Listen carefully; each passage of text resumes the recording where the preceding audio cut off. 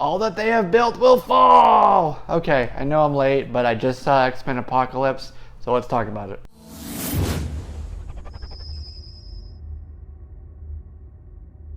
Welcome back to another review video. I'm Jesse and you're watching JLSComics.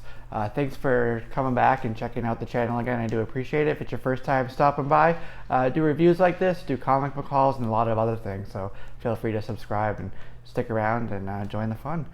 So I just saw, I know a little bit late, but I just saw X-Men Apocalypse. And I gotta say, I really loved the movie. I read some of the reviews ahead of time, and this just proves that you can't always believe everything you read. For me, the movie was really great. Grading now, I started doing a 10-point scale, but I'm gonna go with the 5-point scale. For me, this movie was a good 4 out of 5 stars. The setup for the movie, in terms of the plot, was really fantastic. It was really on point. It was intense. It drew me in right from the beginning. The plot, it was fairly simple. It was him coming back, after all this time and wanting to conquer the world, and then the X-Men wanting to defend it. So it was just basic, good versus evil type of a story. The costumes were phenomenal. A lot of them were exact, like pulled right out of the comic book and plopped onto the screen. If they weren't exact, they were extremely detailed, extremely well done. You had like Jubilee, Psylocke, characters like that and Apocalypse himself. Like some of those close-up shots were really detailed in terms of his armor and the costume and the makeup and everything. It was really fantastic. In terms of the production, it was visually stunning. It was really you could tell that they put a lot of time and a lot of effort into the visual effects and the CGI. Getting back to the plot, let's talk about that for a second. This was a long movie. It was a big movie. It was a huge cast. So they had a lot that they needed to accomplish in this movie. Sometimes, they were focusing more on the rookies and the new people, sometimes the veterans, and they would go back and forth between that. So there were a ton of characters to develop, whether it was them or whether it was the Horsemen. There was a lot that they needed to kind of pack into this movie. There was a lot of emotion there. One of the ones that had a lot of emotion, in my opinion, was actually Michael Fassbender's Magneto. Really complex, nuanced character. A lot was happening with him, and he did a phenomenal job, as he always does. This was, really good movie, but we're at a point with superhero movies where they've evolved to this point where they need a lot of depth and a lot of complexity to them, to the plot, to the characters that they're portraying. It's not good enough anymore to just be this two-dimensional character with a simple plot. It has to be, phenomenal. We had, Civil War, we had, Deadpool, all these characters that are really complex, and there's a lot to them. The story is very complex, and I keep using that word, but that's where superhero movies are to this day. So the bar has been set really high with a lot of these. So for a movie to do well and be great, it has to meet that bar and exceed it, and that's already at a really high point. One thing with this movie, it was that very simple good versus evil plot. Some of the previous X-Men movies had a element of civil rights and fighting for people's rights, whatever it may be, whether they're mutant or gay or anything like that, black, white. Somebody could relate to that civil rights fight that the mutants were going through. So I didn't quite have that in this movie. This is kind of the year of the duel of superheroes, right? We had Batman versus Superman. We had the Avengers fighting each other. Now we have X-Men fighting each other. Right now that they were the Horsemen, but it'll come to a time. Psylocke and Angel, they're X-Men, right? So it really felt like sort of in that regard that they were sort of fighting each other. So year of the superhero duel, let's call it, right? So we had Oscar Isaac as Apocalypse. He's a brilliant actor. He was in Ex Machina. He was Poe Dameron in Star Wars, and he was the villain in Sucker Punch as well. He's a really phenomenal, strong actor. He can really take a character and really portray the hell out of it. It was over the top with this. I felt like sometimes with Apocalypse, and I've heard this before, wasn't quite intimidating enough, and that had absolutely nothing to do with Oscar Isaac. That was, more the CGA and the design. People always say he wasn't tall enough for it, except for in that dream sequence. So, that's maybe one thing that I might have fixed. Maybe make him look a bit more menacing. His design was amazing, but maybe a little bit more menace there would have been good. There were some times like when he was fighting and there was just so much CGI and, things happening with the battle. But the way Oscar Isaac brings Apocalypse to life, that huge sort of CGI visual bath of everything, it really brought a focal point and like an anchor to it. So it felt grounded in that way. So he did an excellent job. Hats off to him. And then we had Storm. It was Alexandra's ship.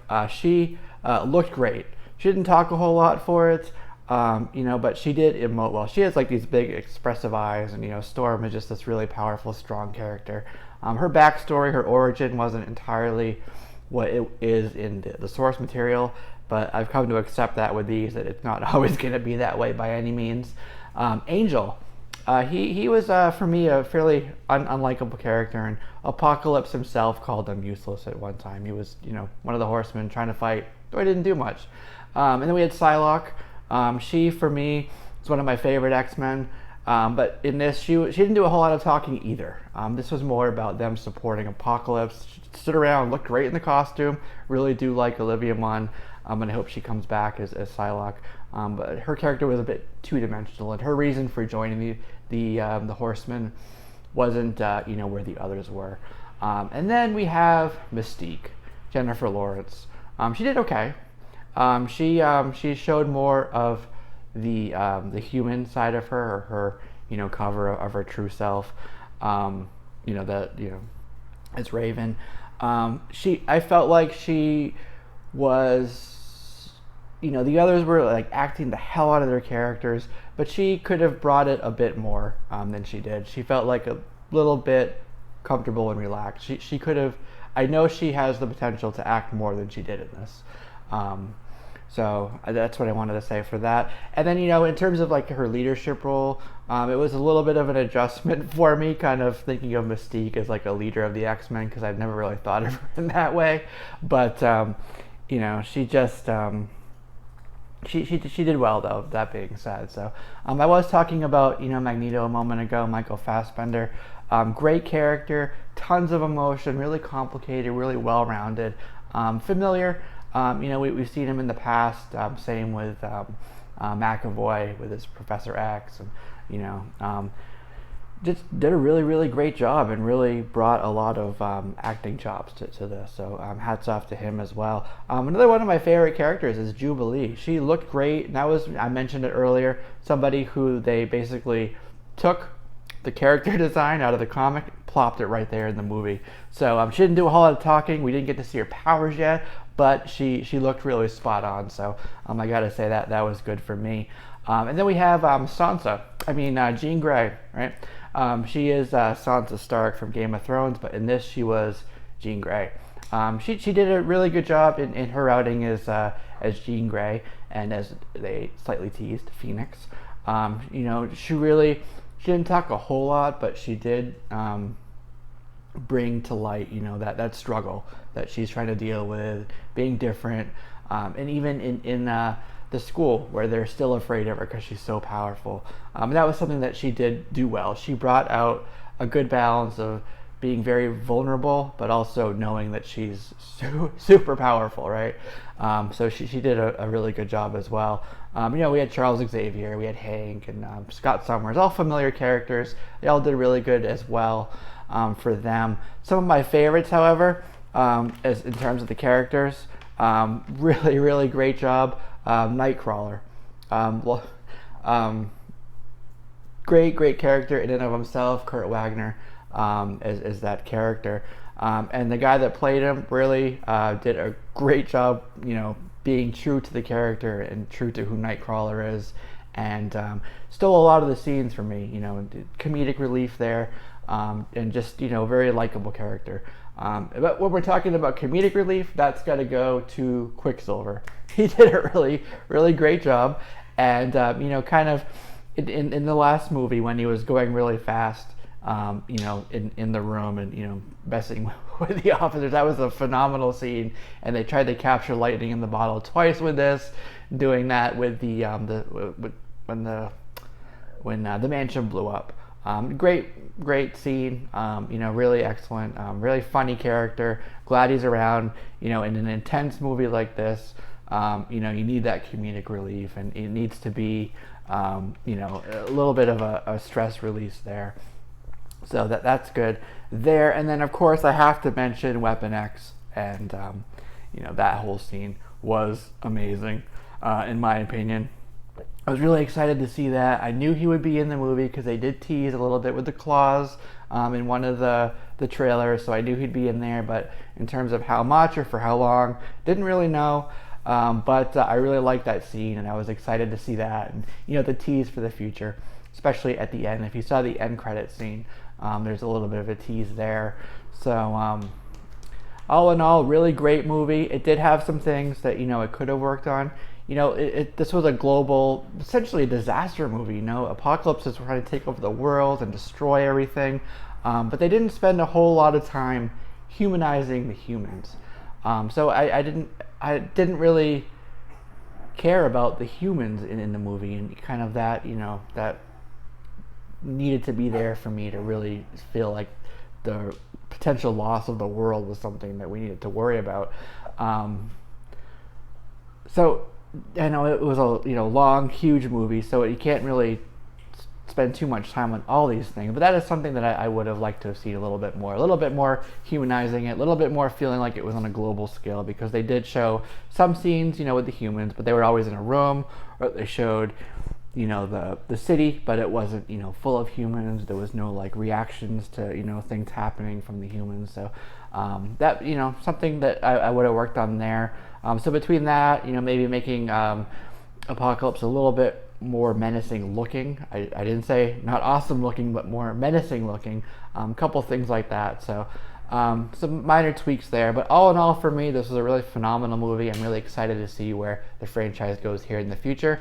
And I give this movie a really solid 4 out of 5. I'll do an 8.5 out of 10, let's say.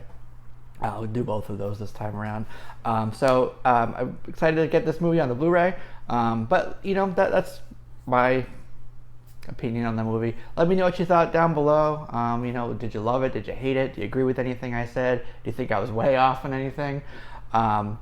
I know, somebody's gonna say, well, he did grow, he was big, but that was sort of in the mind fight scene, with Professor X. So I would have liked to see that outside of the mind scene. So I just wanted to mention that as well as a final point there.